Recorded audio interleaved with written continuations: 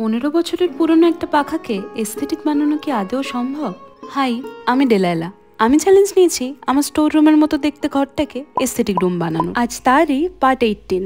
দেখলাম আকাশি রঙে পাখাটাকে বেশ ভালোই মানিয়েছে। এবার আসে ডিজাইন করবার পালা। ভাবলাম দরজার রঙেই যখন পাখার রংটা করা হলো, তাহলে থিমটাও ম্যাচিং হলে মন্দ হয় না। আচ্ছা, পাখাটাকে একটা খোলা মাঠের মতন ভাবলে ব্যাপারটা কেমন হয়? যার মাথার উপর থাকবে মেঘের আকাশ, আর সবুজ ঘাসের মাঠে থাকবে অজস্র নাম না জানা রং বেরঙের ফুল। যেমন ভাবনা তেমন কাজ। প্রথমেই ফ্যানের চাকতিটায় কিছু সবুজ ঘাস আর ফুল এঁকে নিলাম। আর তোমরা তো জানোই যে কোনো জিনিসে ফুল ফোটাতে আমি কতটা ভালোবাসি। সারা ঘর জুড়ে ফুলেরা মাথা দোলালে কার না ভালো লাগে। পাখার কভারে এই ছোট্ট চাকতিটাকেও ছাড়িনি, এটাতেও ফুল ফুটিয়ে দিয়েছি। পাখার স্ট্যান্ডে লতা পাতার ফুল এঁকে নেওয়ার পর এলো মেঘের আকাশ করবার পালা। সেই মতনই ব্লেডগুলোতে সাদা মেঘ এঁকে নিলাম।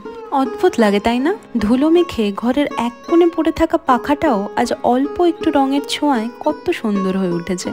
বাকি যেটুকু অংশে রং করা বাকি ছিল সেগুলোকেও রং করে নিলাম। এবার বলো তো, আমার 15 বছরের পুরনো পাখাটা আদৌ এস্থেটিক হলো কি?